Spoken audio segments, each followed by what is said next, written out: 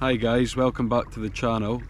We are now in mid-December, on the countdown to Christmas. Life is non-stop and I've found the opportunity to get out for a quick few hours in the kayak and do a bit of trawling.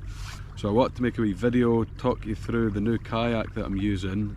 It's a Jackson Bite Angler, and also in the video I'm going to cover the Railblaza transom mount, which I've mounted just behind my seat here. I've coupled it up with a Minn-Kota C2. Third of all is the Hobie H crate, which is sat behind me.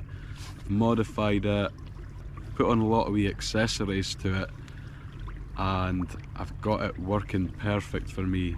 So I'm going to talk you through that as well. What I'm going to do is I'm going to make my way into the shore next and get off the kayak so as I could put the camera around it, and I'll talk you through it. Well guys, that's us on the shore. As I was trawling in here, I had a nice double-figured pike, so the bit of time I'd set aside to set up my DSLR, make a nice video, it's now went right out the window. I'm gonna batter through this as quick as possible and then we could get back out on the water. So behind me we've got the Jackson Bite Angler, which is what I'm now going to be using instead of the E-Rider. So it's a very simple kayak, and basically there's no hatches, so there's no way to get water ingress in the actual hull of the kayak. I have had to add a couple of extra rails onto it just to get it accessorised up the way I wanted to. And on the back, behind the seat, I've got the Railblaza transom mount. So with this, it's basically two Starport HDs, one at each side, 4 self-tapping screws holding them in, so they're absolutely solid.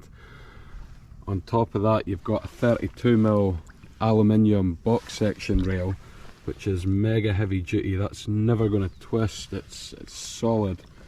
And then after that you could just put any outboard you want on it. I find using the Railblaza transom mount where your handle's positioned for your trolling motor, so when this is down, you'll have it down here but obviously a lot lower. So this is now sat about here. It's perfect, it's so comfy to use. You could sit back in your seat and you're not struggling to twist round and steer it in any way.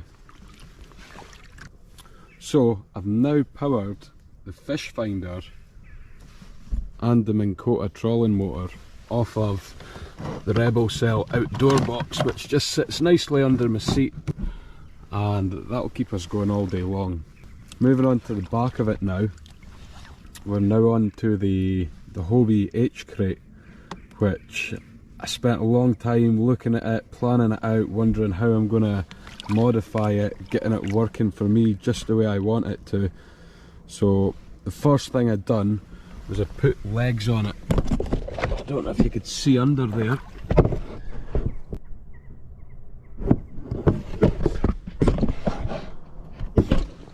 So I've got 40mm feet on it, which isn't too much that it's going to make it unstable in any way.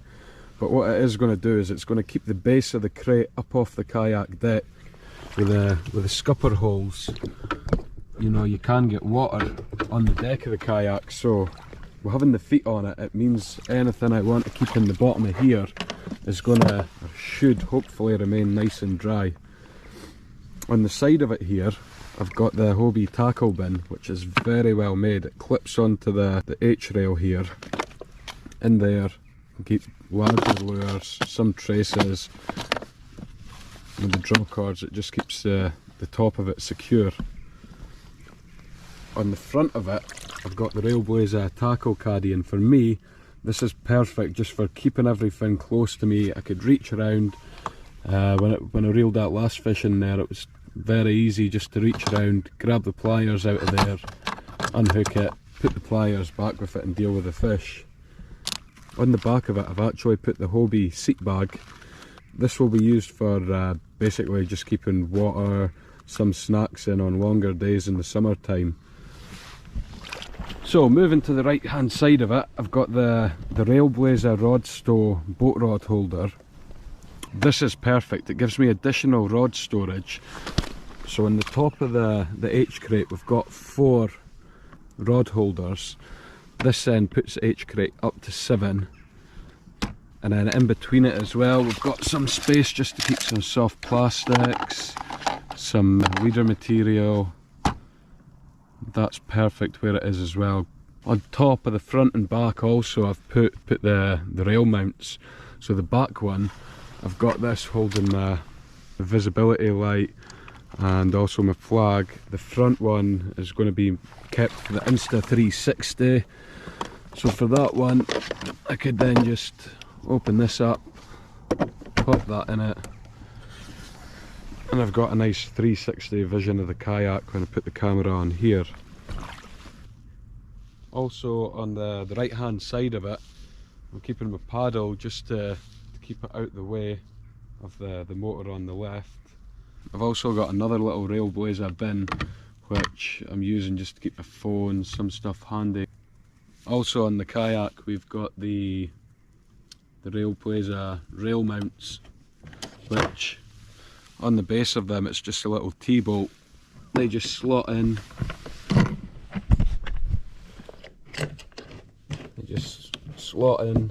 They screw into place, and that way I could keep my fish finder, the transducer, my camera mount, a GoPro boom, everything that I want. I could then move it accordingly and get it in perfect position. Well, that's it for today guys. Thank you very much for tuning in, and if you haven't already subscribed, please give me a subscription. We're going to get back out on the water now. We've still got a few hours left before it gets dark, so we're going to do some more trawling, keep an eye on the fish finder and possibly a wee bit of perch fishing.